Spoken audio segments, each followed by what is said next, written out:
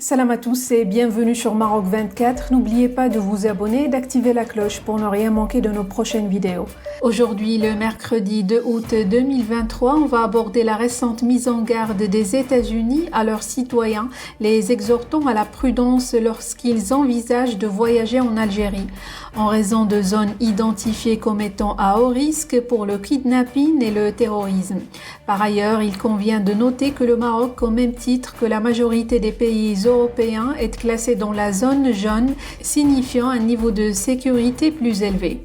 Restez avec nous pour plus de détails dans cette revue de presse tirée du site d'information Le CTV.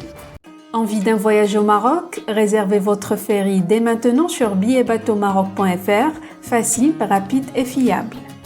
Le département d'État américain a émis ce mardi soir un avertissement, demandant aux Américains de faire preuve d'une extrême prudence lorsqu'ils voyagent en Algérie.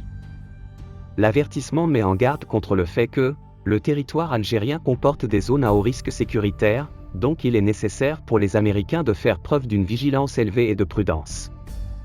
Le Maroc, quant à lui, a été classé en zone jaune, tout comme la plupart des pays européens, pour lesquels le département d'État américain conseille à ses ressortissants de voyager en prenant les précautions normales, comme dans les pays sûrs. L'avertissement indique également que la Libye est un pays non sûr, donc la Libye a été mise en rouge dans la mise à jour de la carte de voyage, telle que préparée par le département d'État américain, tout comme le Mali et le Soudan.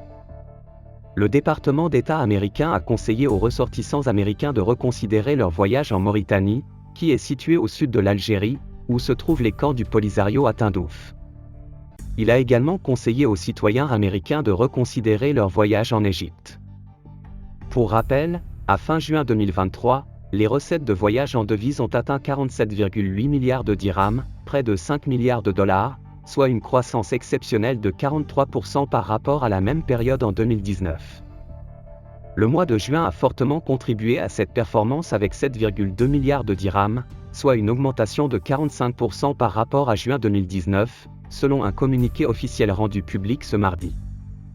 Cette dynamique positive est le résultat de l'augmentation significative des arrivées à fin juin, qui se sont établies à 6,5 millions, soit une croissance de 21% par rapport à la même période de 2019. Le Maroc connaît un momentum exceptionnel. Fatim Zahra Amor, ministre du Tourisme, se félicite. Nous pouvons attribuer ces réalisations records à plusieurs facteurs.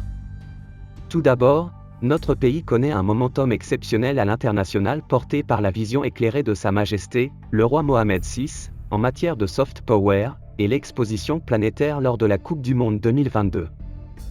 Par ailleurs, d'un point de vue sectoriel, les efforts du gouvernement pour soutenir les opérateurs ont été cruciaux, que ce soit par le biais du plan d'urgence de 2 milliards de dirhams, la promotion continue ou la mise en œuvre de la feuille de route, notamment le renforcement des liaisons aériennes.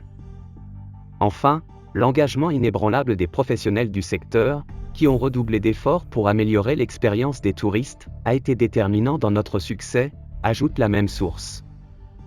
Pour rester informé, je vous invite à regarder les vidéos Maroc 24 qui s'affichent sur votre écran.